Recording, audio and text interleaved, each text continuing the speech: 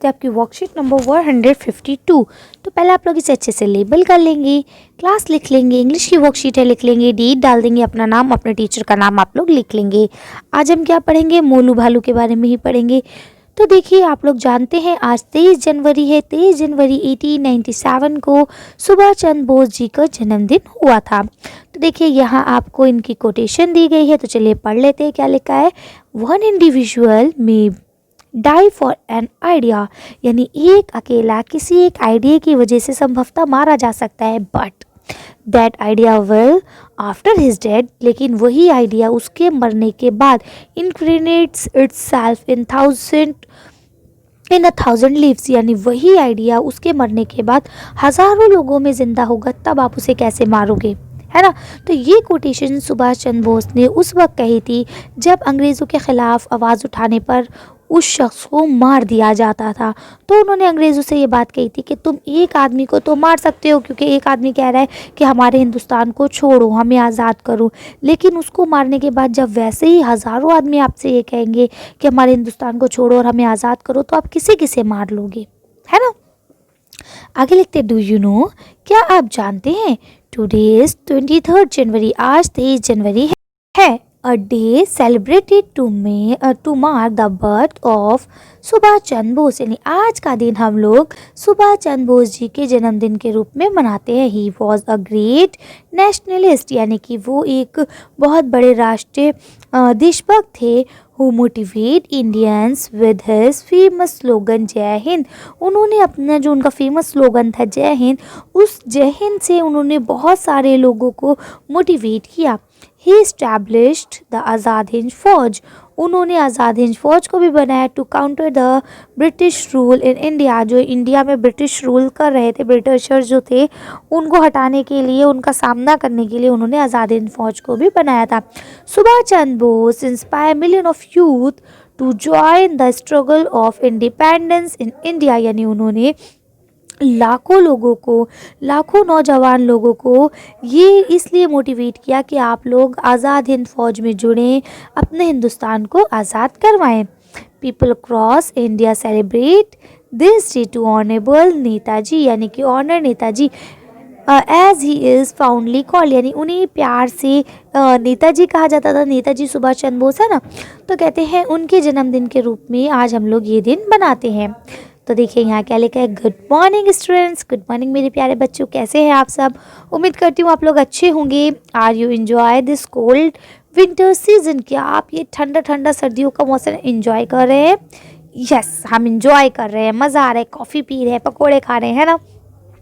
It is really cold, ये तो बहुत ठंडा है। वेयर मालू भालू लिव्ड ऑल ईयर अराउंड, अब आप सोचिए हम लोग को इतनी ठंडी लग रही है ना, लेकिन मोलू भालू जो है वो तो हर वक्त बेचारी ऐसे ही मौसम में रहती है, यानी हर वक्त उसके ठंडा होता है।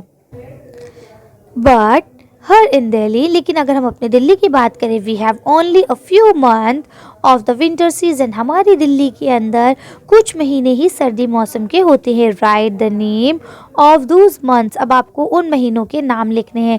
तो अब आप बताइए जल्दी जल्दी कौन कौन से महीने में सर्दी होती है दिल्ली में हमारे। तो देखिए अक्टूबर में इतनी सर्दी नहीं होती है, लेकिन हाँ हम लोग नवंबर, NOVEMBER नवंबर, इसके अलावा दिसंबर, DECEMBER दिसंबर। वैसे आप लोग 5th क्लास के स्टूडेंट्स हैं, तो मैं उम्मीद करती हूँ आप लोगों को मंथ्स नेम आते होंगे। अगर आप में से कोई ऐसा है बेटा जिसे मंथ्स नेम नहीं आते हैं, तो प्लीज़ आप लोग लर्न करेंगे, ठीक है। चलिए आगे बढ़ते हैं। तो देखिए नवंबर, दिसंबर, इसके अलावा जनवरी, JANUARY January, and AND and आपकी देखिए नवंबर से स्टार्टिंग होती है, जनवरी और दिसंबर और जनवरी में बहुत ज़्यादा सर्दी होती है, लेकिन आपकी जो फरवरी होती है जब, तो फैब में बहुत ज़्यादा सर्दी नहीं होती। FEBRUARY फैब्री, ठीक है। तो इस तरह से ये 4 महीने ऐसे हैं जिसमें हमारे दिल्ली में सर्दी रहती है, नवंबर, दिसंबर और जनवरी, फरवरी, ठीक है। तो कर लेंगे आप लोग। अब देखिए आगे क्या लिखा है, after reading the poem, poem को पढ़ने के बाद मोलू भालू, ये जो आपकी मोलू भालू है, you got to know so many things about Molu भालू, यानी आपने जब मोलू भालू की पोएम पढ़ी तो उसके बाद आपने मोलू भालू के बारे में बहुत सारी चीज़ें जानी। Choose and right the appropriate qualities of Molu भालू फ्रॉम द हिंट बॉक्स। अब हिंट बॉक्स में जो मोलू भालू की क्वालिटीज़ दी गई हैं वो आपको यहाँ लिखना है, ठीक है। तो देखिए एक उन्होंने यहाँ लिख दिया है कि मोलू भालू जो है वो बहुत चालाक है, ठीक है। अब बताइए क्या वो फेयरलेस है, यानी डर के बिना है? तो बिल्कुल वो डर के बिना है, तो यहाँ आप लिख देंगे फेयरलेस, ठीक है, यानी उसे किसी चीज़ से डर नहीं लगता। क्राउड का मतलब होता है डरपोक, तो क्या वो क्राउड है, डरपोक है? तो नहीं, वो डरपोक नहीं है। लेजी यानी सुस्त है? वो नहीं, वो सुस्त भी नहीं है। उसके बाद है ब्लैक, तो क्या वो ब्लैक है? तो वो ब्लैक भी नहीं है, वो तो कैसी है, वाइट है। लेकिन हाँ लवेबल है, यानी सबको प्यार करती है, ठीक है। तो आपने क्या लिखा, लवेबल, यानी सबको प्यार करती है। एडवेंचरियस है, यानी कि हर वक्त कुछ ना कुछ नया करने की सोचती रहती है ना, एडवेंटेज पे जाना उसे बहुत पसंद है, ठीक। उसके बाद क्यूरियस है, क्यूरियस का मतलब भी होता है हर वक्त नए जानने की कोशिश करना, है ना, हर कुछ ना कुछ नया सीखते रहना।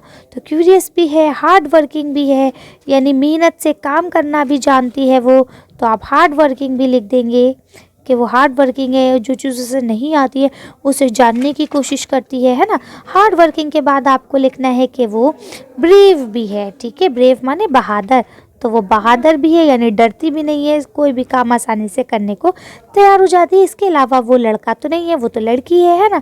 इसके अलावा वो ओबिडिएंट है, ओबिडिएंट का मतलब होता है आज्ञाकारी, यानी उसकी मम्मा जो उसे कहती हैं वो उस बात को मान लेती है, तो आप यहाँ लिख लेंगे ओबिडिएंट। अब देखिए क्योंकि यहाँ स्पेस भी कम है और मेरी राइटिंग तो बहुत ही गंदी आ रही है ना, तो अब आप क्या करने वाले हैं, आप यहाँ से जिसे जिसे मैं टिक कर रही हूँ वो आप लोग खुद लिख लेंगे, ओके।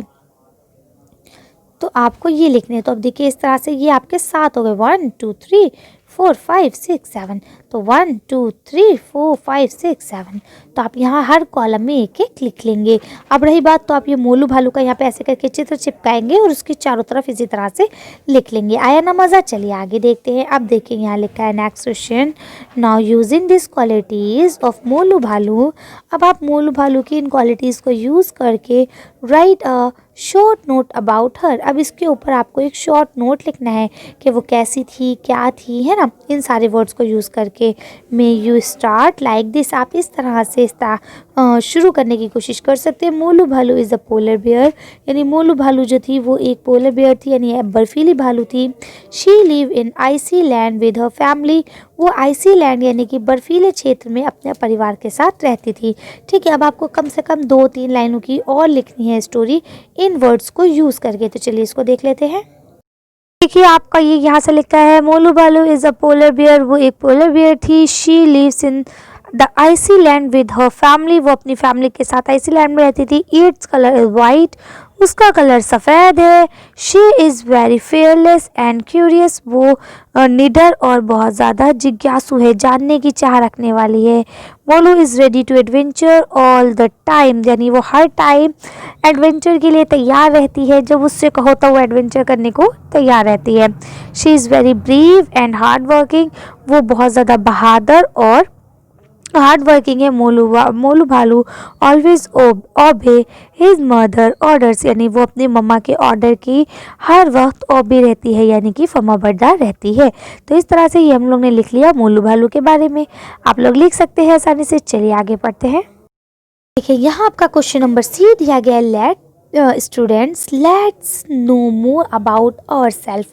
अब आपको अपने बारे में बताना है। It's time to write about your qualities and appreciates them. अब आपको क्या करना है, आपको अपनी क्वालिटीज़ को लिखना है कि आप कौन हैं, क्या हैं, है ना। तो चलिए इसका आंसर देख लेते हैं। अब आप यहाँ से लिखेंगे आई एम अ गर्ल, आप गर्ल है तो आई एम अ गर्ल लिखेंगे, अगर बॉय है तो आप लिख देंगे आई एम अ बॉय, ठीक है। एक चीज़ को यहाँ से काट देंगे, ऐसे स्लैश नहीं करेंगे, मैंने आप लोगों की वजह से स्लैश करा है, ठीक है।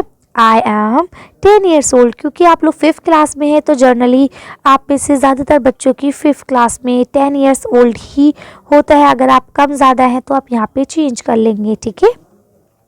I do all my work on time. मैं अपना सारा काम समय पे करती हूँ। I love playing. मुझे खेलना पसंद है। And I respect the Elder. मैं अपने बड़ों का आदर करती हूँ, सम्मान करती हूँ, है ना। इसके अलावा आप यहाँ लिख सकते हैं I love watching the cartoon. मुझे कार्टून देखना भी बहुत पसंद है, ठीक है। इसके अलावा जो जो चीज़ें करना आपको पसंद है, आपको यहाँ अपने बारे में लिखना था। ये मैंने एक सिंपल सा आपके लिए लिख दिया है। अगर आप चाहे तो आप इसे भी लिख सकते हैं, और अगर चाहे तो जो आपको मतलब चाहे क्या आप जो चीज़ें आपको पसंद हैं, जो आपकी क्वालिटीज़ हैं, उनको आप इसमें ऐड करेंगे। ये एक मैंने छोटा सा एक खाका आपको दिया, मतलब एक छोटी सी दिया है कि आप अगर चाहें, अगर आपको नहीं समझ में आ रहा है कि इंग्लिश में कैसे लिखना है, तो आप इसे लिख सकते हैं फ़िलहाल के लिए, ठीक है। इसमें यहाँ पे आप अपना नाम और ऐड कर सकते हैं, माई नेम इज़ करके, ठीक है। चलिए, तो आज ये यहाँ तक हो गया। अब हम लोग आगे पढ़ लेते हैं। अब यहाँ लिखा है let's have some more fun by doing exercise given page number 134 of English workbook. आपकी इंग्लिश वर्कबुक करके जो बुक आपको मिली होगी स्कूल से, उसमें आपका 134 नंबर पेज आप खोलेंगे तो ये चीज़ आपको मिल जाएगी। इसी तरह की आपका एक्सरसाइज होगी तो आप उसे और अच्छे से कर सकते हैं। देन आपके टीचर्स को कहा गया है the teacher should reach out to the children for better understanding of the worksheet as per need. जैसे कि आपको ज़रूरत है उसके अकॉर्डिंग आपको वर्कशीट अच्छे से समझाएं। आपके पेरेंट्स को कहा गया है अपने बच्चों के गुणों को बढ़ाने के लिए उनकी सराहना करें और उन्हें प्रोत्साहित करें। यानी कि अब आपके अंदर जो क्वालिटीज़ हैं वो अच्छी हों, अगर यानी आपको मान लीजिए गाना गाने का शौक़ है, डांस करने का शौक़ है, तो ये आपकी अच्छी क्वालिटीज़ है ना। तो मम्मा पापा आपको प्रोत्साहित करें ताकि आप इसमें और अच्छे से अपना बेस्ट दे सकें, ठीक है। चलिए, तो अच्छी वर्कशीट को हम यही खत्म करते हैं। आज की वीडियो में बस इतने। अगर आपको हमारी वीडियो पसंद आई हो तो प्लीज़ लाइक और शेयर करें। अगर अभी तक आपने हमारे चैनल को सब्सक्राइब नहीं किया तो प्लीज़ हमारे चैनल को सब्सक्राइब करें। Thank you for watching.